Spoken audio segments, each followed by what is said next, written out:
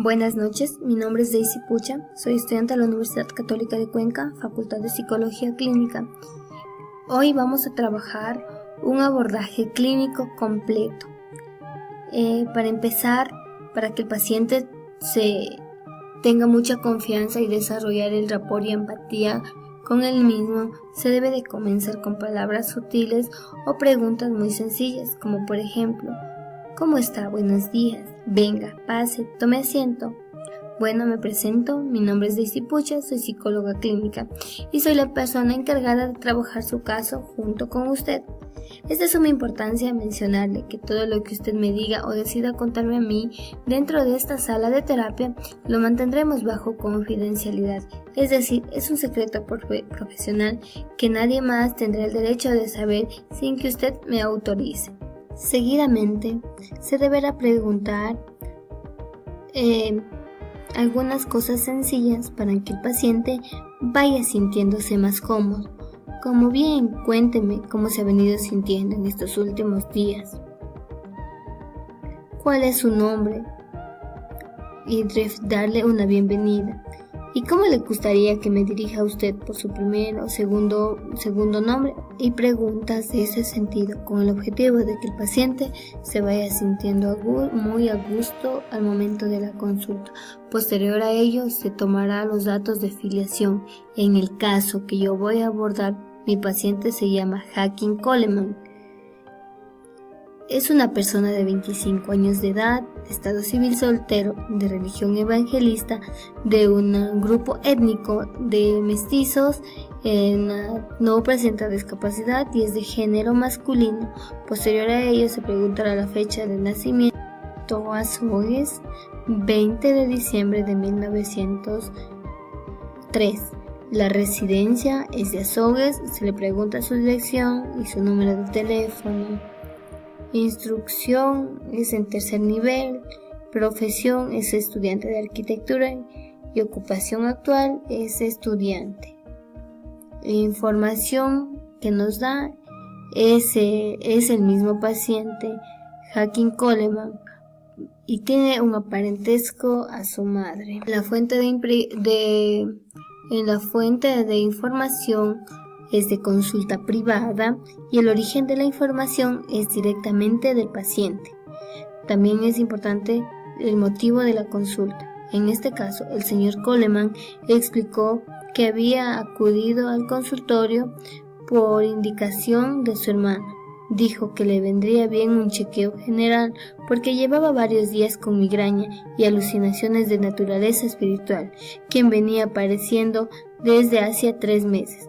El dolor de cabeza consistía en sensaciones agudas y punzantes, literales en distintas partes de la cabeza, una especie de zumbido a lo largo de la línea media del cerebro que parecía empeorar cuando pensaba en sus vicios.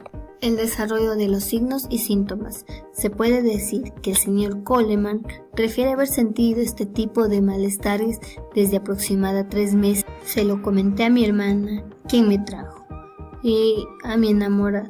Me dan dolores agudos, punzantes.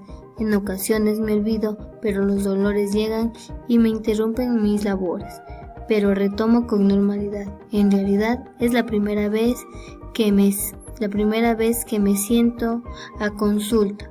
Por el momento me encuentro equilibrado. Los antecedentes de Coleman. En este apartado no refiere a antecedentes, pero aquí se debe hacer constar los antecedentes antes, durante y después del parto. Las relaciones familiares tampoco no refiere.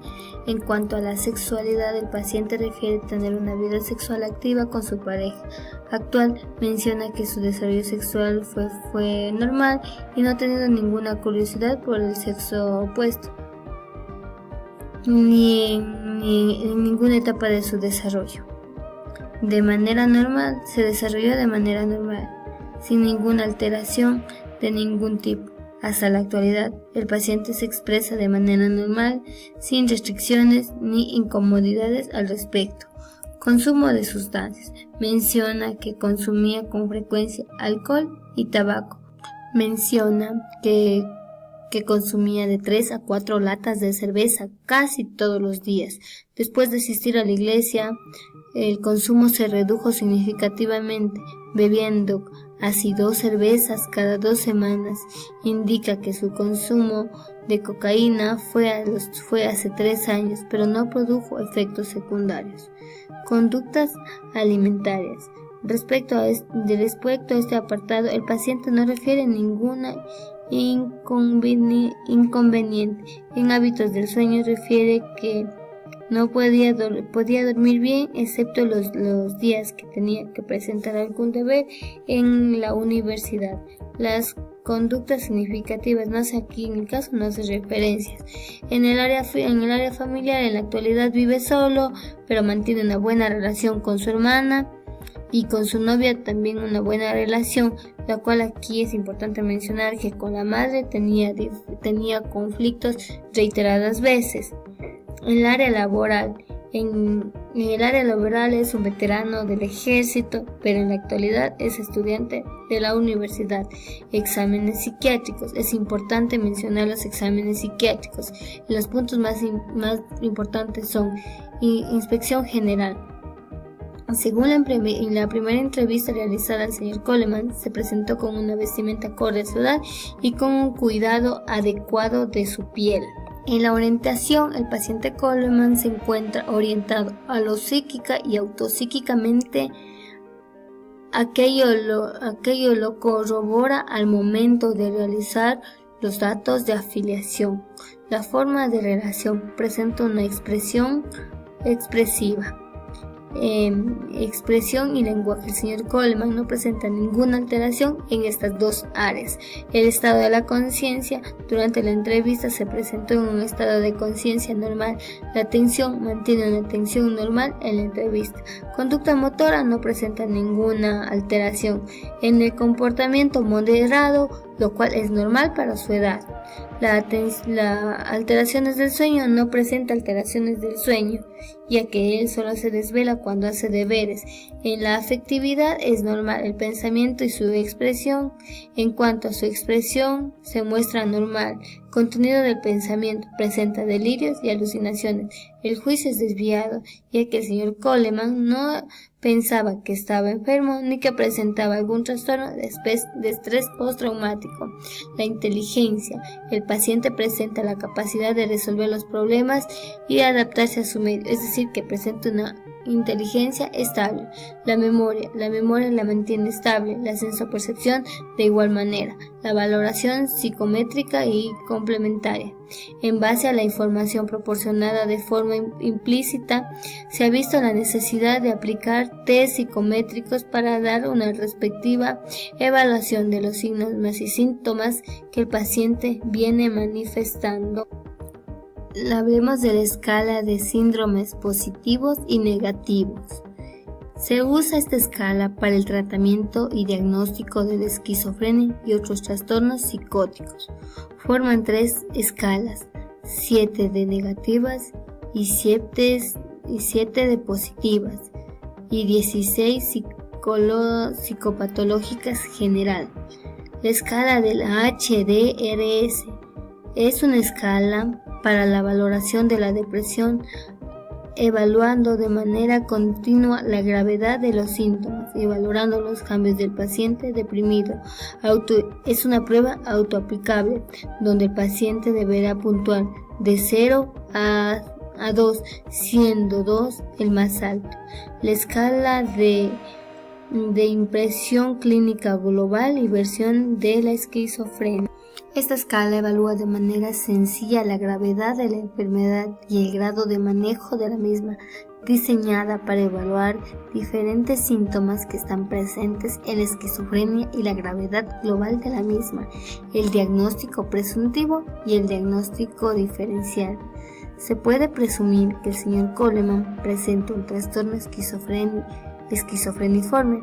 Se puede dar este diagnóstico, ya que es un trastorno psicótico con síntomas muy similares a la esquizofrenia, con la única diferencia que es la duración de 6 meses. La diferencia entre el trastorno de la esquizofrenia y el esquizofreniforme es que la esquizofrenia es el deterioro del funcionamiento social y ocupacional. No es requisito para el diagnóstico. Sin embargo, la mayoría de las personas que sufren esas condiciones experimentan dificultades en diversas áreas de la vida cotidiana. En este caso, el señor Coleman manifiesta los siguientes síntomas.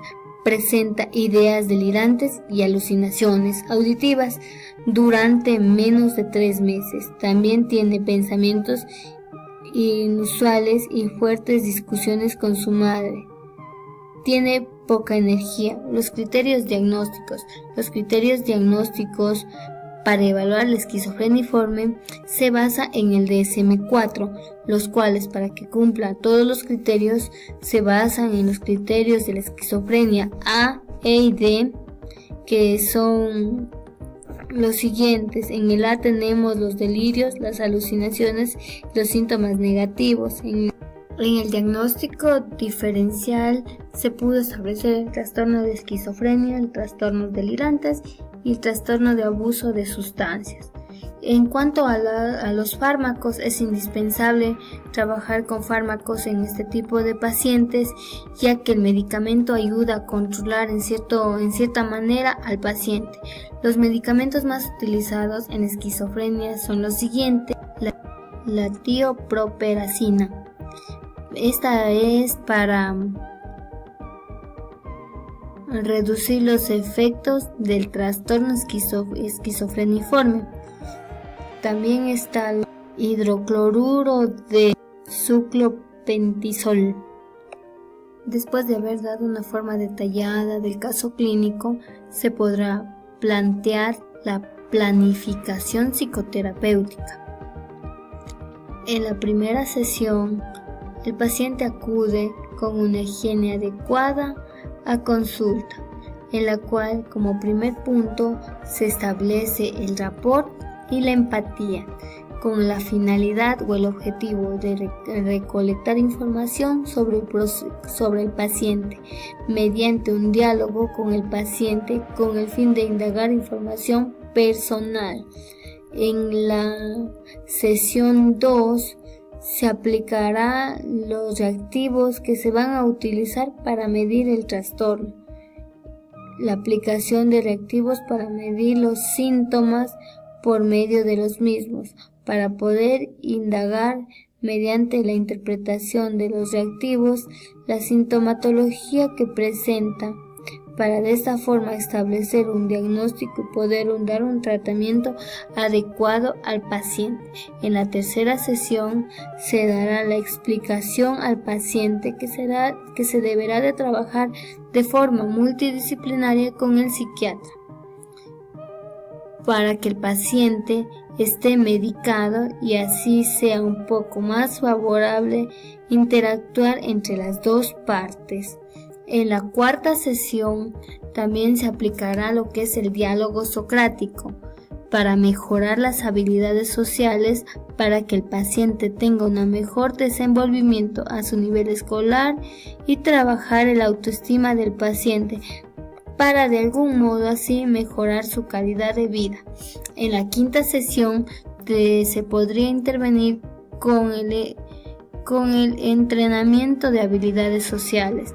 Este sería para buscar o mejorar la competencia social, reducir el estrés y la ansiedad que puede provocar las situaciones sociales, mejorar la comunicación y las relaciones interpersonales. Posterior a ello se podrá trabajar con técnicas cognitivas conductuales para reducir la vulnerabilidad del paciente, disminuir el impacto de la situación y eventos estresantes y aumentar la conciencia de la enfermedad y la adherencia al tratamiento.